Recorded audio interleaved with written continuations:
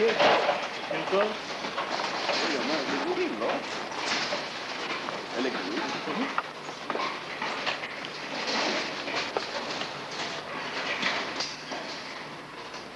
ועד איזה גיל חותים אותו? כן, תחזיק פה את הגיל הזה, עד איזה גיל? וכמה גורים? ומתי הוא יוצא מכאן למעבדות? 2, 3? לא, כמה זה משחק? בדרישה, כן. אני יכול להוציא אותו גם בגיל הזה עם משקף שלו. מה, איזה כוח? איזה כוח אני חושב? מבחינת ותק בזמן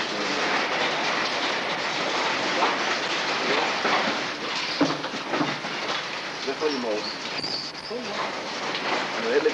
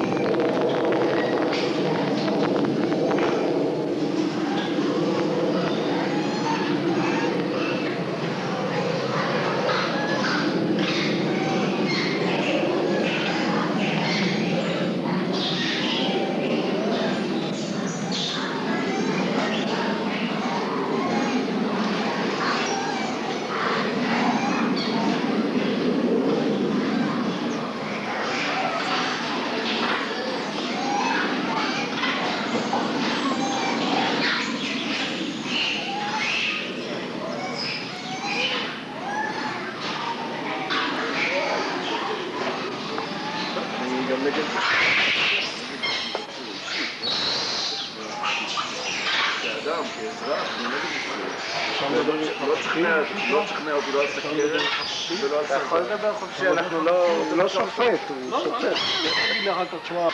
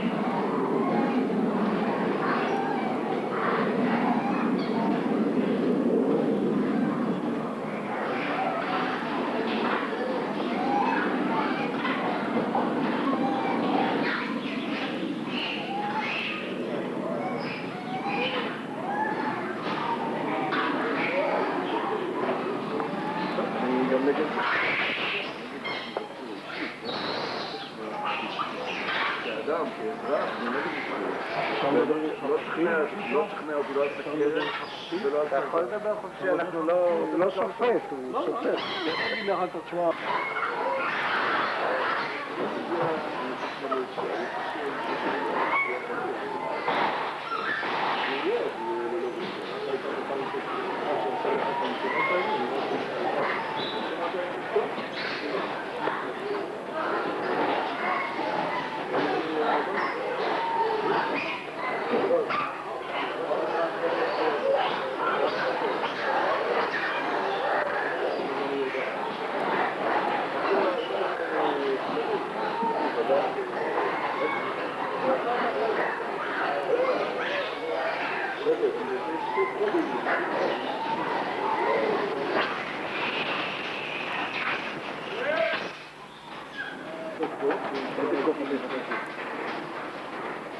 מבחינת ותק, בזמן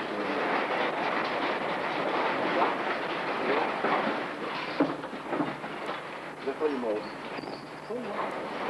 האלה...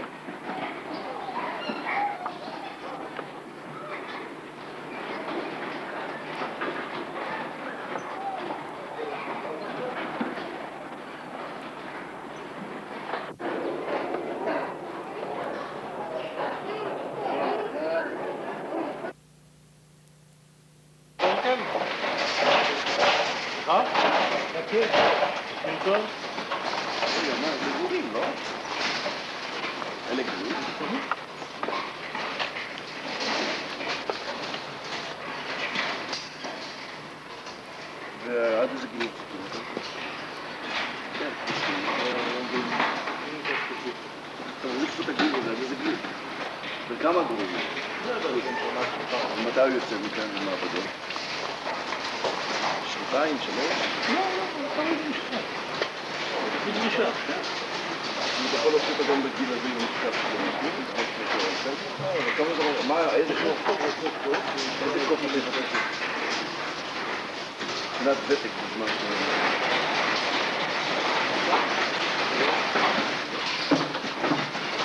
זה יכול למעוד. אלה...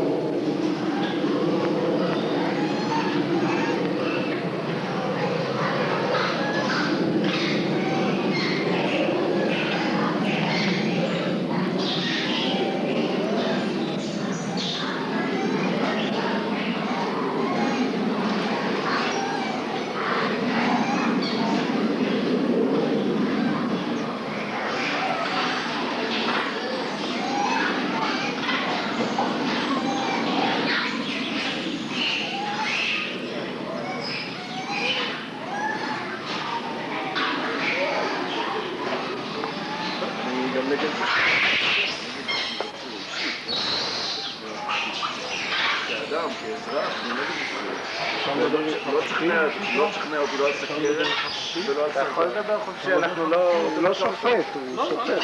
תגיד לך, תשמע.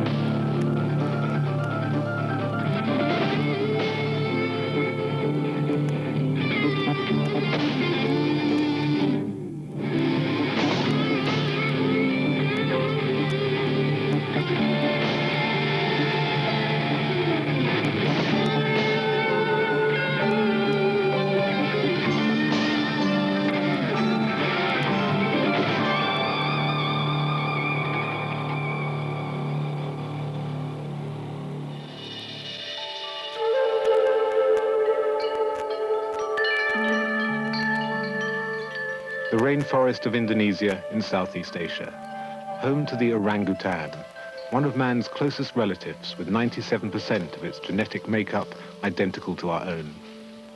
Indeed, the very name orangutan means people of the forest. And as with humans, a baby orangutan for the first years of its life is totally dependent on its ever-protective mother.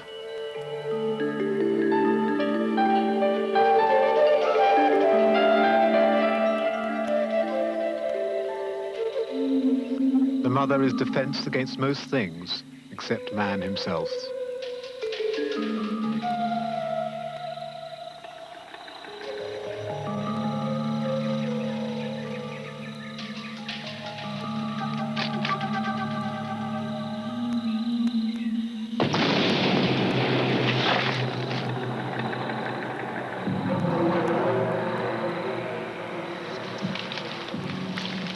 Though the orangutan is already facing extinction and protected by international laws, poachers slaughter mothers to catch babies for a hideous but highly profitable black market trade.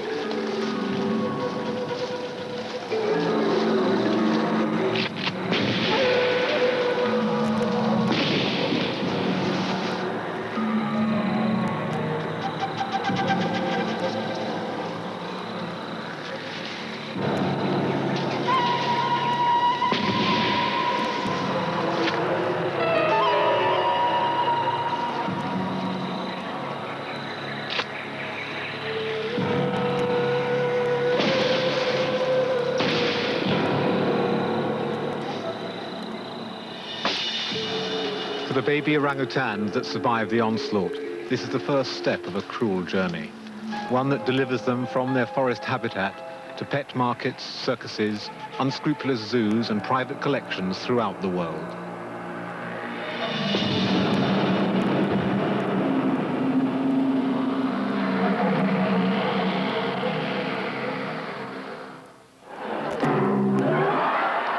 Let's begin a great monkey show, okay? All right, ladies and gentlemen, for the next drink.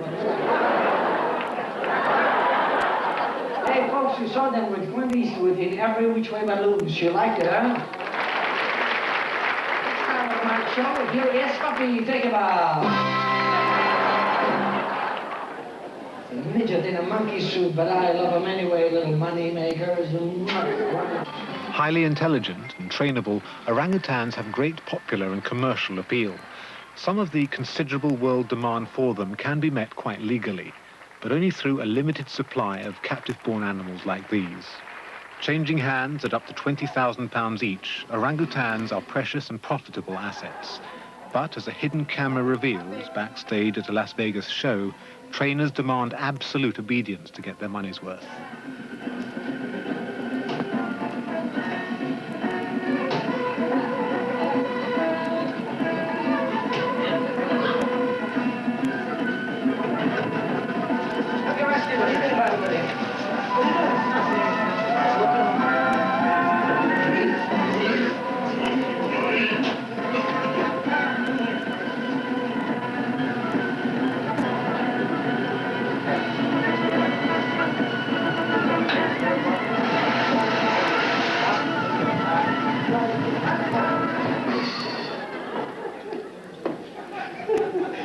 They are funny. You should see the ones in the casino pulling the slot machines. Tragically, the orangutan's very appeal has created such great demand that it can't be met by captive-born animals alone. And so it's with an eye for the main chance that poachers and international smugglers step in to make their killing. Bang!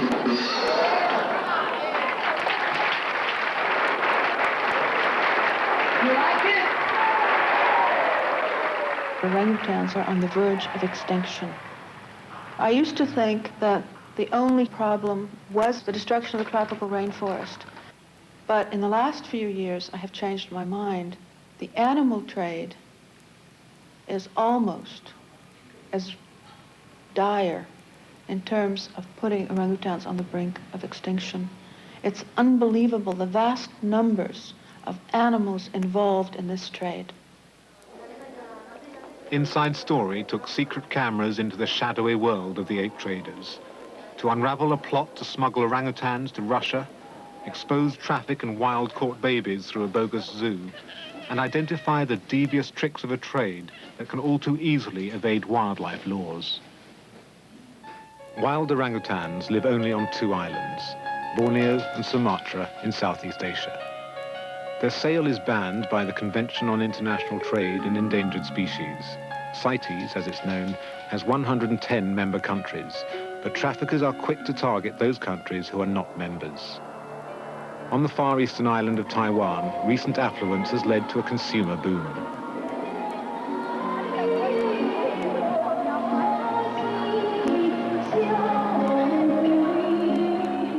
An unregulated craze for designer pets pushed the street price for a smuggled orangutan as high as £2,000, a price so many were prepared to pay that the trade got out of control. In Taipei, the capital, the density of orangutans is now greater than in their natural habitat.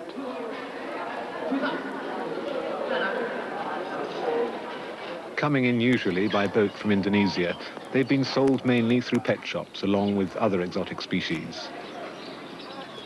Many are recruited as nightlife novelties.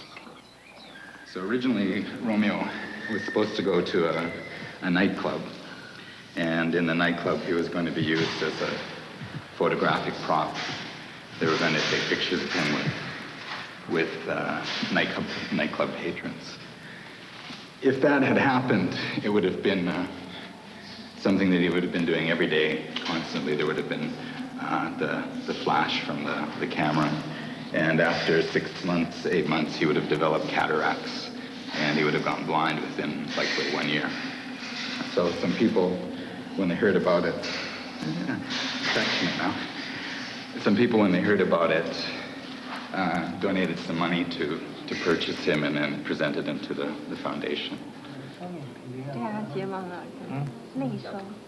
Like many in Taiwan, Mr. Low treats his own pet orangutan just like one of the family. A craze kicked off some years ago by a popular TV show starring one of these endangered animals. They're very appealing. They have a very human-like quality to them.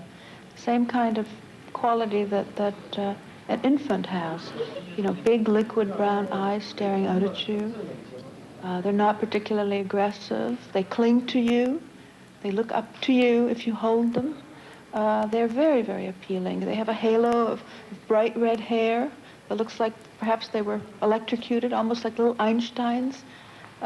They're very appealing until, of course, they start maturing. And this is the problem that we now have in Taiwan, where orangutans, ex-pets, are literally being abandoned on street corners, in front of department stores, in the middle of Taipei.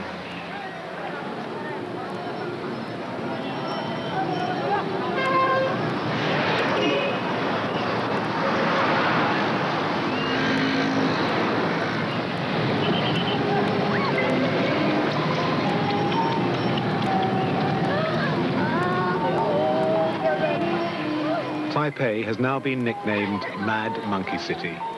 Lucky animals are rescued and sent to a local zoo. We estimate anywhere between 700 and 1,000 animals are on the island right now that's still alive. The number that have died on the way here or after arriving, we have no way of knowing. Anywhere between 5 and 6 animals die to get one animal here alive. The Taiwan government has been forced to take action. It's now illegal to sell orangutans, and an official policy of repatriation is underway. Romeo, saved from the nightclub, and 9 others intercepted by customs, are going home, back to the forests of Indonesia. The government makes sure it's a well-publicized occasion.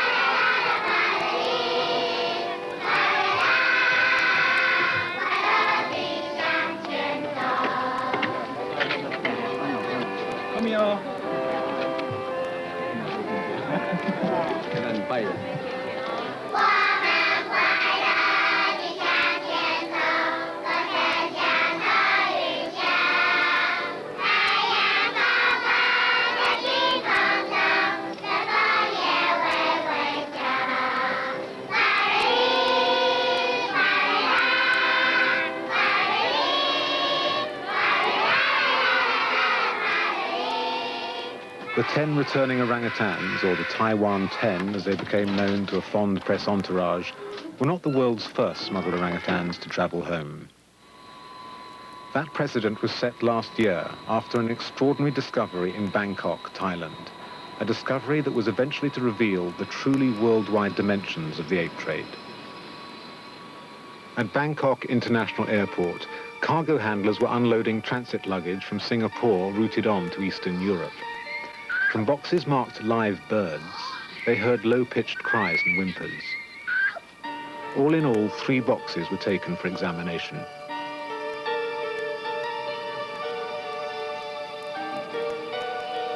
When the first was x-rayed, they discovered 2 rare Siamang gibbons. But in the other 2, something every bit as surprising, but more alarming. 6 baby orangutans, with a potential black market value of more than £100,000. They were soon dubbed the Bangkok Six. All were weak and dehydrated. 2 were in critical condition. It's unbelievable, absolutely unbelievable. These crates were almost like little coffins. Just unbelievable. 6 orangutans in 2 crates like this, just crammed in. They could barely move. And it's not surprising that under such conditions, smuggled animals have an incredibly high degree of mortality. I mean, they die like flies. The only person so far convicted for his part in the smuggling attempt is German animal dealer Kurt Schaefer, the courier who brought the boxes through Bangkok. But he was just one of a widespread network of people in a complex and secret operation. Schaefer agreed to talk to us. Though sometimes reluctant to say too much, he insists he regrets what he did. Because I actually never saw these monkeys myself. Then I heard after how in extremely bad condition they've been and packed upside down. I felt really sorry about that. I never would touch a thing like that again. Yeah, but you did get involved. Didn't you know how they would be packed? What do you mean? I mean, you didn't realize the suffering they went through, you know, the conditions? I never saw them. I heard that after from the papers and from the news in Bangkok, how they were being kept and extremely small, packed, upside down, chipped. Oh, that's cruel. I mean, they look like human babies, huh? But I never realized, actually, that they're killing the mothers and how the cruel is what they actually do to the monkeys.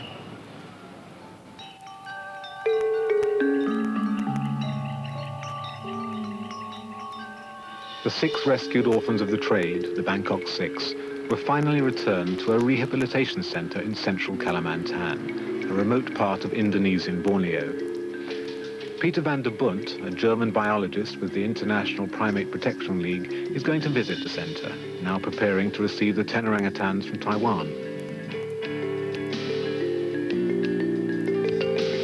But the rehabilitation process is far from straightforward. Any attempt to reintroduce rescued baby orangutans to the wild is slow, fraught with difficulties, and carries no guarantees. Already, 3 of the Bangkok Six have died as a result of their ordeal.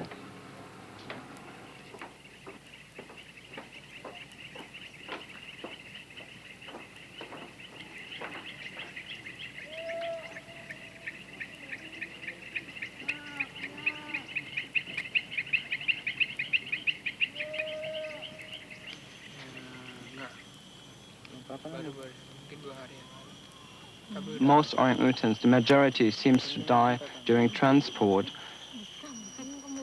Orangutan infants are, like all infant great apes, enormously fragile. They are susceptible for physical and various mental diseases, and they can't survive without trained infant treatment. This is one of the Bangkok Six, happily returned to the forests of Indonesia again. But compared to the actual number of orangutans which are smuggled out of Indonesia each year, it's indeed nothing. And if the smuggling of orangutans on the domestic and the international markets keeps going like this, the species will be wiped out soon. So we have to do everything to stop the animal dealers all over the world. Many captured orangutans are taken to the capital of Indonesia, Jakarta, a threshold for international trade. Indonesia has officially protected the orangutan since 1931. To own or sell a wild one requires personal permission from the president. Inside Story went with Peter van der Bunt to the notorious Pramuka animal market. Monkey? Yes, monkey. As soon as we entered, we were offered monkeys.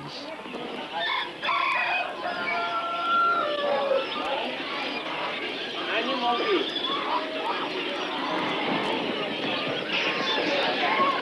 Are they bringing a gibbon? They're bringing a gibbon? What was that monkey there?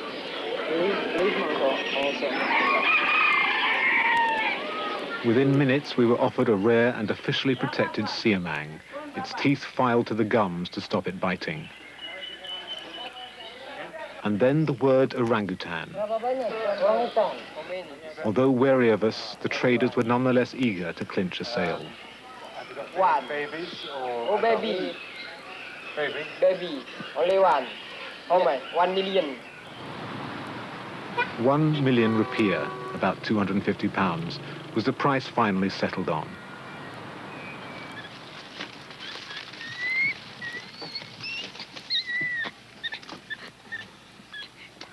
For a brief while, Inside Story owned a 9-month-old female orangutan, whom we christened BB. We'll see later, probably. One of the first things we did was report the sellers to the police. But before that, we took our distressed charge to the care of a sanctuary from where it is planned she'll be returned to the forest.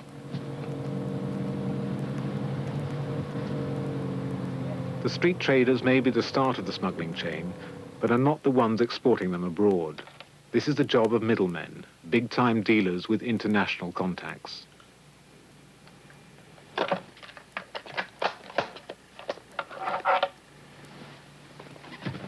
Peter van der Bunt, posing as an animal dealer himself, is going to meet one of Jakarta's biggest and richest, one accused by some of a role in the Bangkok Six case. This is the second time Peter has gone undercover to meet Muhammad Hadi. I met him 2 months ago, and at that time I was still too suspicious to provide any kind of illegal animals. And so we're trying again, and if he trusts me, he may offer orangutans. We never know. It's possible. I mean, those guys are really clever, and it's really risky for them to offer illegal animals here in Jakarta. And therefore we just have to see what happens. German-educated Hadi runs a company called Hasko, which legally trades in thousands of birds and reptiles. Ich habe mich auf diesen Briefen mal umgehört, wer mit Orangutans handelt. Und da hat man mir deinen Namen gegeben. Nie gesehen, nie. If Mohammed Hadi has anything to do with orangutans, he was giving nothing away today. But an intelligence document from Australian Customs identifies Hadi as one suspect amongst others in an animal trading network. It also connects him to a dealer who has smuggled orangutans. We spoke a second time to Kurt Schaefer. His bird deals with Mohammed Hadi have given him first-hand experience of the Indonesian trader. Do you know that he is involved or has been involved with orangutans? Yes, I know that. I saw orangutans by myself in his place before. He showed me he kept them in cages 50 or 50 centimeters and extremely bad condition. And birds or monkeys suffer there under extremely bad circumstances. He's only interested in the money he makes. Peter van der Bunt was keen to see inside one of Mohammed Hadi's holding stations. When he knew Hadi to be away, he took us in as potential animal buyers. The foreman agreed to show us around.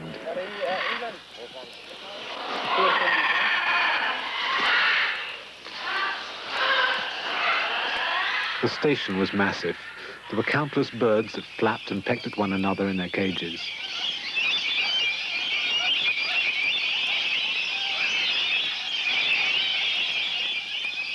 The dead were hung on wire mesh. In some cages we saw mammals. And we also found primates, leaf monkeys. Hadi does not have the required license to deal in anything other than birds and reptiles.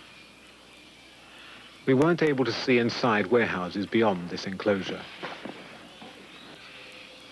He offered me orangutans before. He had excellent connections in Indonesia. You're saying he's an influential man? Yeah. Money talks.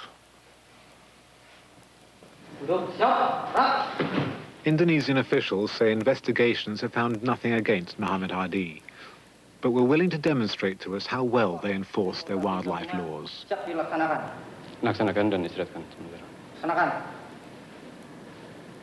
They invited us to go with them on a raid of a suspected animal smuggler.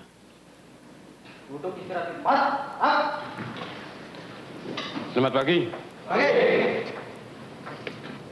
Saudara sekalian, pagi hari ini, seperti kita ketahui bahwa di dalam Undang-Undang Konservasi Sumber Daya Alam Hayati dan Ekosistemnya, sanksi yang dikenakan cukup berat, yaitu bisa dikenakan hukuman selama 5 tahun dan denda sebanyak 100 juta.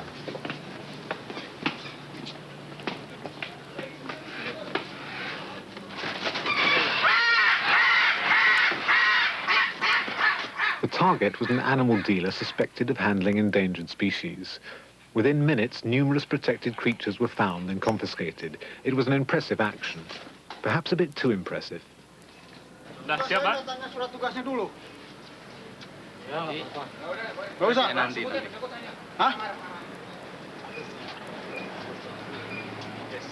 Sudah ada siap, Pak ya? Yo. Oke. We realized the whole thing had been a set-up job to impress us. The guilty party was played by a police officer, someone we'd seen quite by chance that morning at headquarters. But there was an added irony. In their desire to impress us and put on a convincing show, the officials had commandeered a real animal showroom.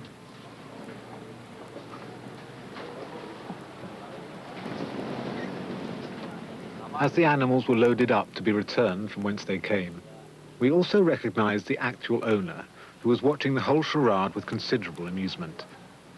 His name is Abu Wijaya, a self-confessed orangutan smuggler. In 1987, he signed a confession admitting his part in an attempt to take 2 orangutans to Mexico via Paris. The game was up after one orangutan escaped from its crate in the cargo shed. Kurt Schaefer knew more about who was behind the deal. So I thought orangutans can't be only Hadi. So I called him in Indonesia and said, hey, Hadi, there's an orangutan from you walking in the cargo section. He said to me, hey, No, I say, cannot be. I say, sure. You switch on the TV, you can see in Paris. So he said to me that he was chipping on another name. He said, but he was worried that the guy will tell who is behind that. And Hardy had to cover up the story after I heard that the guy brought himself a new car. So we knew Hardy paid him up. Orangutans smuggled from Indonesia, like these two found in Paris, are typically sent down devious and roundabout routes to their destinations. To Bangkok 6, especially so.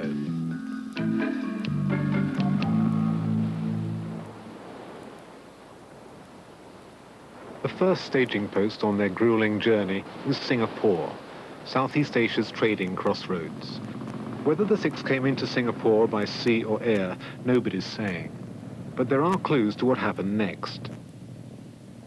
Documents acquired by Inside Story reveal the extent of the plot and the intrigue. Messages giving detailed shipping instructions were being sent from someone with the single initial M, and being forwarded to the Singapore connection, a Mr. Lee. The messages were sent to a company called Honey Pets, with an address that doubles as a unisex hairdressing salon. Honey Pets, together with the name Lee, became familiar to the International Primate Protection League in the States. Dr. Shirley McGreal received confidential calls from someone claiming inside knowledge about the Bangkok Six. In one of the many conversations I had with this man who claims he was a participant in the deal, he did tell me that James Lee of Honey Pets in Singapore is the intermediate point for these orangutan shipments and a regular processor of orangutans, and that he brings them in from Indonesia and then gets them sent on their way via Bangkok or directly to the Soviet Union. And it was according to this pattern that the Bangkok Six were to be sold to a Russian state trading company called Poddingtorg. At one point, they inquired anxiously when the 3 pairs of orangutans would arrive in Moscow. The inquiry was forwarded once again to James Lee of Honey Pets. To reach the Soviet Union, the shipment had to beat complex controls. Like all members of the CITES Treaty, Singapore regulates all wildlife exports and issues permits for the many that are legal. It watches out for any shipments that are contrary to CITES rules. These Indonesian birds, part of the vast trade passing through Singapore, are checked off against permits. But nobody will guarantee the system is foolproof.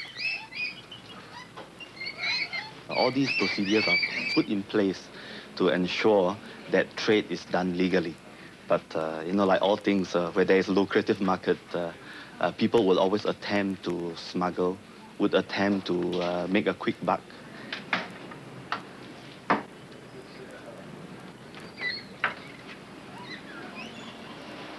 The attempt to smuggle the 6 orangutans directly to Moscow by air successfully evaded Singapore's controls.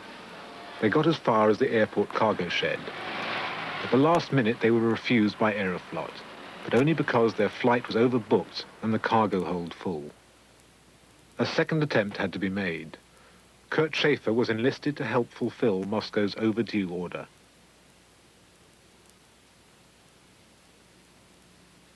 A friend of mine asked me to help him to move the orangutans from Singapore to Moscow because he had a problem in Singapore to ship them by cargo straight to Moscow. The arrangement being that a guy meet me in Singapore, and I had a newspaper under my arm that he recognized me. The guy came with 3 boxes, and I asked him what happened. How can we use so small boxes with belt boxes, right? You're surprised they were so I've small? been very surprised, yeah. Very small. I said, how can be orangutans inside? He said, no, don't worry. They are babies. No? And they asked me for my passport and my ticket. I gave it to them. They took the bus and they make the whole check-in. I not been at the counter, not at all. This time, the way round CITES and customs controls was amazingly simple. The crates were checked onto a passenger flight like suitcases, a loophole widely exploited by smugglers. Labels saying live birds, it was hoped, would account for any noise and movement in the boxes. Who asked you? Who was your friend who asked you to do this? I don't want to say any names.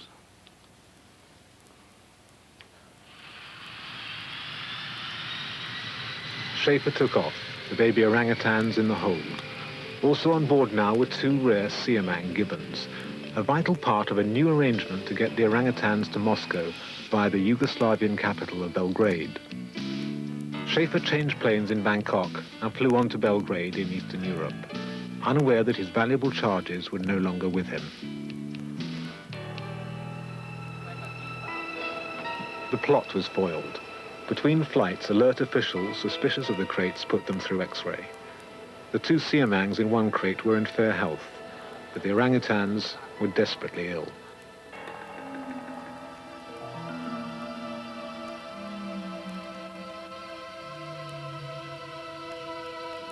Mr. Boonlord, as confiscating officer, would they have survived if they'd gone on? If they stayed at the airport one more day, I think that all of them must dead. So we decided to take them to our custody. It's a bad condition, so it needs patient care. So we took them to Wildlife Fund Thailand volunteer.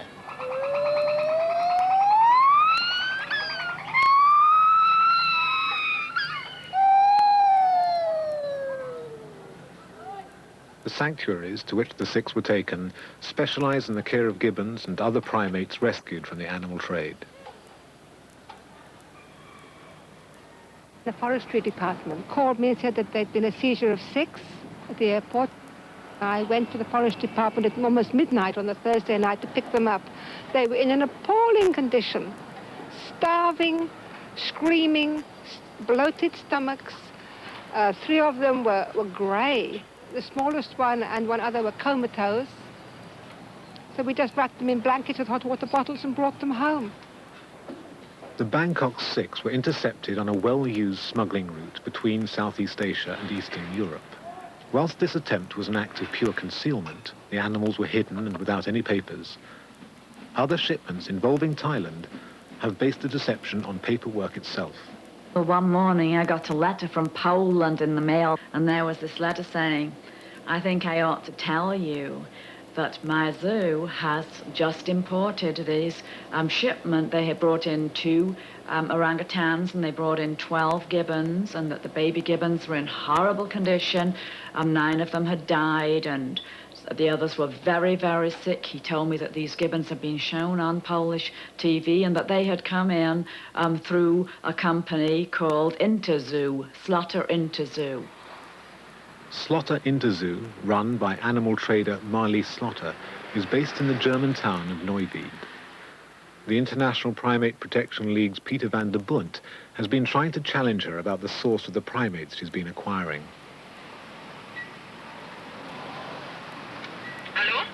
Ja, schönen guten Tag, hier ist Peter van der Bunt. Ich hätte gerne mit Fräulein Marley Slaughter geredet. Die ist nicht da. Meine Tochter ist in Afrika. In Afrika ist sie zurzeit. Kann ich Sie da irgendwo erreichen vielleicht? Oh, das ist schlecht. Ich kann nicht. Sie hat kein Telefon, dann ich muss da warten, bis sie mir ihren Arbeit gibt. Und um was ging es da? Geschäftliches. Ach so. Ja, das ist... Dankeschön. Bitte, Wiederhören. Well, obviously she's at the moment in Tanzania, in Africa. Probably looking for more animals now. This was not the first time the League had tried to contact Slaughter. Previously, their investigations had prompted a reply, one claiming complete innocence. Marley Slaughter sent me a letter explaining that these animals had all been captive-born in a zoo in Cambodia, and she phoned me and talked about it. She even sent me documents on the stationery of this Koh Kong Zoo and all the export permits saying that the animals were born in Koh Kong Zoo. Captive-born endangered primates can be traded quite legally, and this is Slaughter's defense, that her supplier is a legitimate zoo on a Cambodian island. There's no zoo there. It's just a place where the animals are smuggled out of Thailand by boat onto Koh Kong. Then they're taken again by boat up through Cambodia to Phnom Penh and put on planes, which fly them out into Eastern Europe or other countries, very often transiting in Thailand, transshipping in Thailand. But that I suspect have been many Thai animals going out that way. But there's no such place as the Koh Kong Zoo. In truth, Koh Kong Zoo is the holding station of a trader, as revealed in his letter to a known smuggler. The trader is Kampang Plerthan, based not in Cambodia but Bangkok, Thailand. When we visited his company offices undercover, he had ready advice not only about the local availability of orangutans, but also their export. Some people have orangutan, but really they come cheap. You can give me the list, what you need, and they can export. Yeah, hence certificate, export license, certificate of origin, 3 kind of paper you can have. Indeed, Kampang used documents exactly like these to ship orangutans and gibbons to Poland, the ones arranged through Slaughter into Zoo. Furthermore, Kampang's involvement was clearly known to Marley's Slaughter. She was in direct communication with him.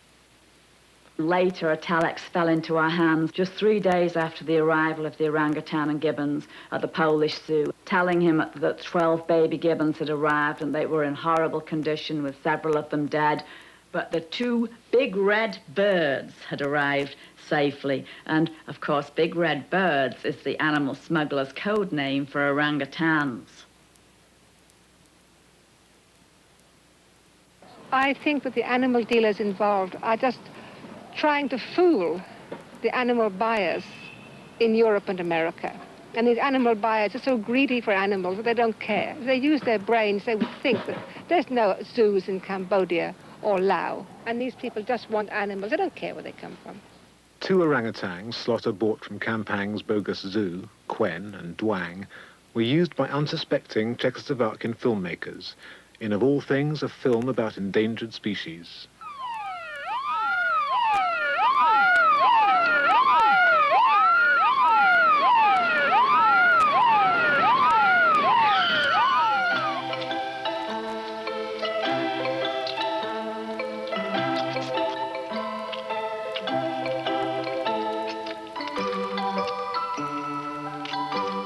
When they first arrived in Czechoslovakia, Quen and Duang needed intense care during quarantine at Ústí nad Labem Zoo.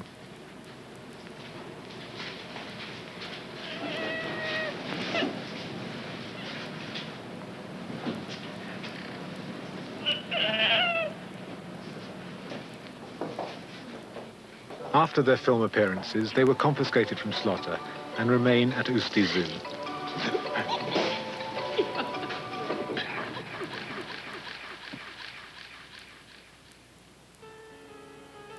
Also in Eastern Europe, a non-CITES country with a new reputation for illegal dealings, is Yugoslavia, the country to which the Bangkok Six were headed. And it's a Yugoslavian Peter van der Bunt has arranged to meet. Milka Knesevic-Vaškovic has information about smuggled orangutans, including the Bangkok Six. Formerly an employee of Belgrade Zoo, she knows of 2 orangutans which arrived there without any proof of origin.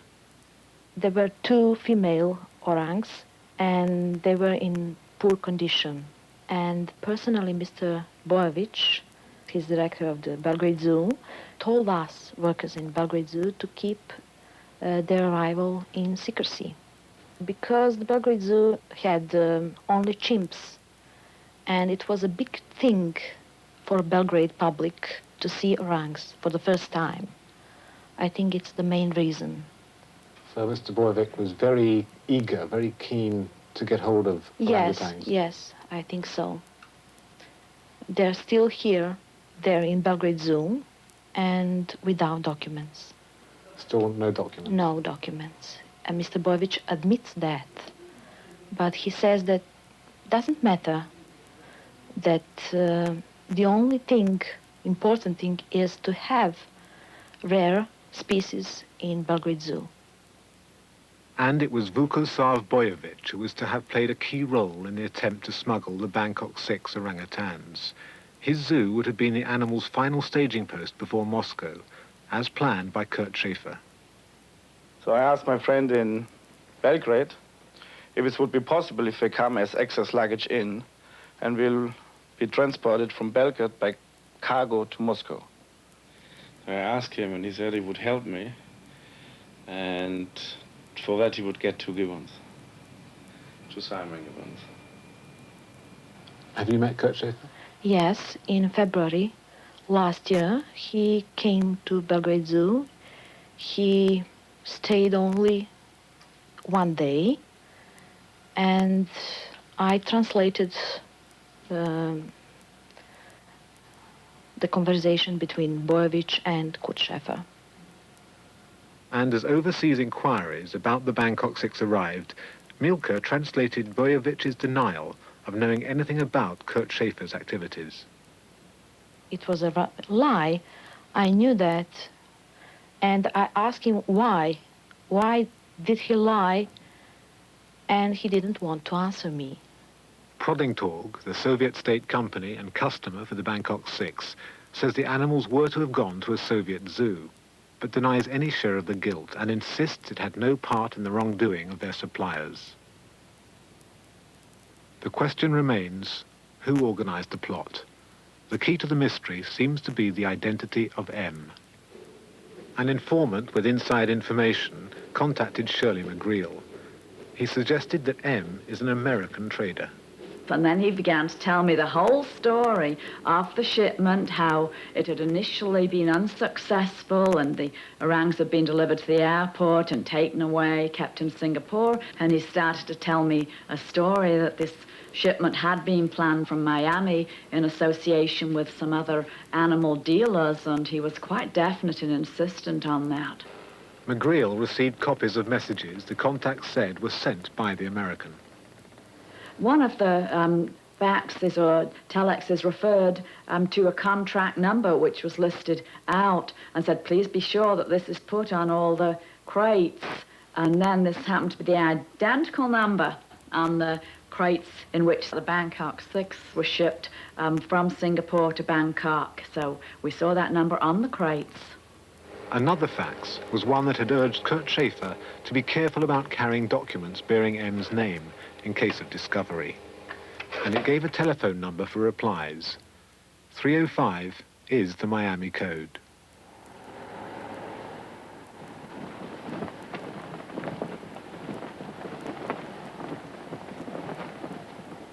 Miami is a center for American animal dealers involved in import and export. And this is the expensive home the intercepted telephone number belongs to. It is owned by one Matthew Block.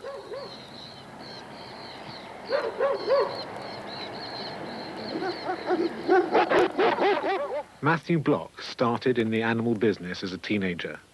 He has made his fortune mainly by supplying primates for scientific research.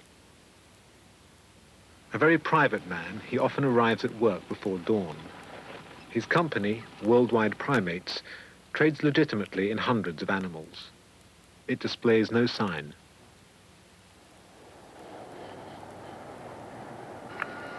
Worldwide. Hello, can I speak to Mr. Block, please? Mr. Black is in a meeting. Can I take a message? What time will he be out of his meeting? I'm not sure, sir. Can I take a message? No, I'll call back later. Thank you. All morning we tried to reach him. When the elusive Mr. Block finally emerged, he took exception to our cameras and beat a silent retreat.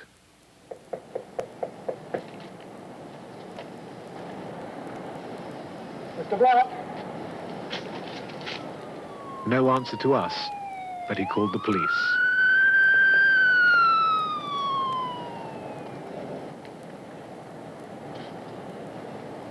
They've told me to tell you that they don't want to be interviewed, filmed, whatever.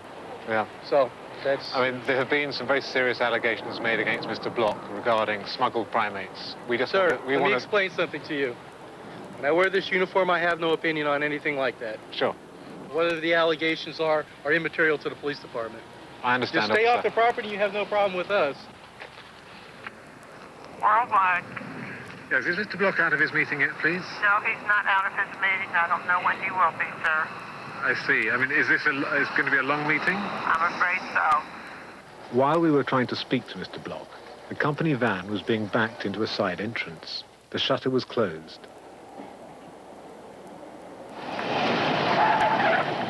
Minutes later, Mr. Block made his exit, or pretended to. The windows of the van had been masked over. Matthew Block is now under investigation by the US Fish and Wildlife Service. He has always denied any involvement whatsoever in the Bangkok Six affair, though he does admit to business contacts with Kurt Schaefer. The name Matthew Block's been linked to the Bangkok Six affair. Was he the man who arranged the deal? I told you before, I don't talk about any names. I don't know anything about this.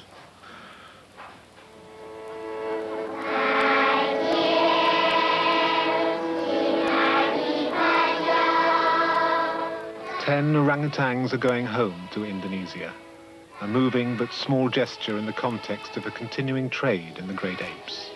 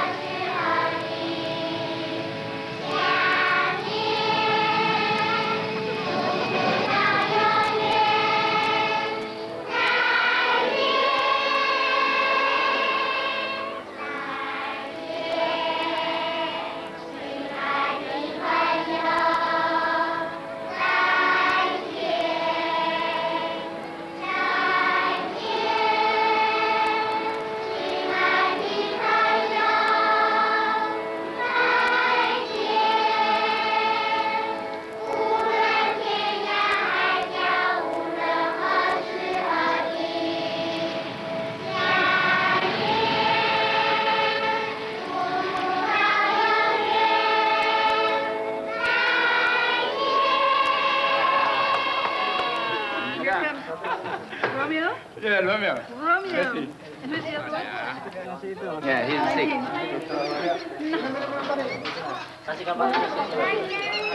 Oh, okay. It's the one you saw him finish. I'm really pleased that he's as healthy as he is. Is it Romeo? He's in good shape after the flight? Yes, it looks like it. He's running the show as usual. Are you going to be sad to say goodbye to him? Oh, of course, but this is where he belongs. He doesn't belong in Taiwan. He definitely doesn't belong in my apartment. So he's on his way home, and that's the most important thing. And how long will it be before he's swinging in the trees of Kalimantan? Well, that is up to Dr. Goldicus. After she takes a look at them and wishes them to be in good health, she'll decide when they go back. And he's pretty strong and he's pretty confident, so I think he'll be back in the trees pretty quickly.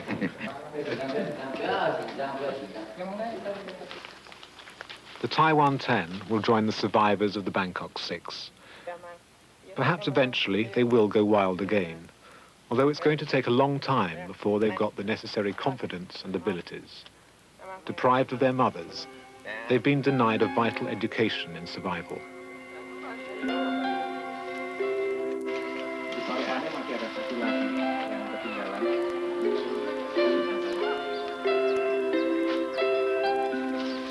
Rescued from a cruel trade, these few orangutans have a chance of life in the forest. But what man gives back to some, he's taken away from so many.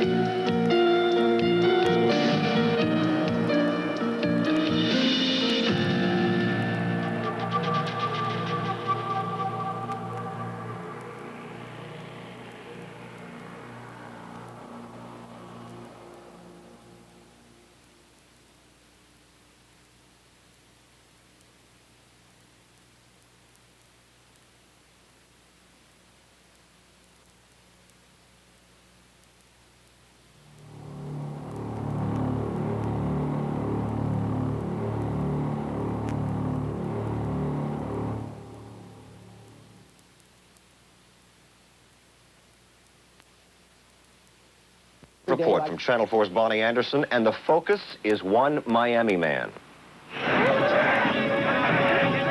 It was a movie, but it accurately portrayed the slaughter of highly endangered mother apes by poachers who then illegally sell the baby primates on the lucrative black market. 2 years ago, these 6 baby orangutans worth tens of thousands of dollars each were intercepted at the Bangkok airport en route to the Soviet Union. They had no food or water. They were in absolutely horrible condition. They're terribly ill. They'd been shipped in crates with just little pencil diameter holes in, completely sealed, label birds. 3 were shipped upside down, and they were just traumatized. A baby orangutan is 97% genetically identical to a human. And the shipment was detected because workers at the airport in Thailand heard cries they thought were human babies. 4 of the internationally protected orangutans died from their ordeal. European authorities convicted 1 smuggler. A Miami grand jury has now indicted the man federal officials believe was behind the illegal scheme. He is Matthew Block, an exotic animal dealer who specializes in selling primates to medical research laboratories. He also specializes in avoiding the controversy surrounding this type of trade. Block runs his multi-million-dollar business out of this Miami warehouse. From South Carolina, animal rights activist Shirley McGreal urged federal authorities to investigate this business and whether Block was involved with the smuggling of the Bangkok Six. And then we tried to find out who was behind it, and the German government gave us a pack of documents which indicated that Matthew Block might be involved, including a lot of telexes and faxes. McGreal gave American investigators copies of those documents. To the now convicted smuggler, a note asking about the 3 male and 3 female monkeys for Moscow. It was signed M. A second message: please be careful about carrying documents with my name, copies of telexes, etc. on your person or bags just in case you have any problems. Yet it gave a Miami phone number to call for last-minute news. It was signed once again by M. A BBC reporter who called the number last year says it rang through to Block's home, and M. McGreal and investigators believe is Matthew Block. Block will not comment publicly, but he did file a civil suit against McGreal for sending his customers documents like the Centers for Disease Control letter, which documented conditions found at Block's business. In some cages, the letter says, monkeys were observed to defecate, urinate, and drop other wastes through to the cage immediately below. Block's federally required registration as an animal importer was revoked, but later restored once the conditions were corrected. But of greater concern to animal activists and zookeepers worried about the survival of endangered species is the issue of poaching, smuggling, and taking animals from the wild. Zoo orangutans are now all captive bred. There is extensive mortality, not only in acquiring the animal, in fact, in the purpose of killing a mother to get a baby, but many of those babies never make it to their final destination. You have a very limited gene pool, limited amount of animals in the wild, and any little baby you take out is doing a tremendous amount of damage to that overall population. Many apes on the black market are sold for big bucks to private collectors or third world zoos who don't follow international standards for animal care or accreditation. For the sake of wild apes, animal rights activists and policing authorities hope Block's indictment sends a strong message not only to suppliers of black market primates, but also to the buyers. Now, National Geographic will be airing a 1-hour program on the ape trade on March 15th at 9 o'clock at night on TBS. And tomorrow, Steve, Matthew Block goes to federal court for his arraignment. Steve? What a tragedy. Thank you very much, Bonnie.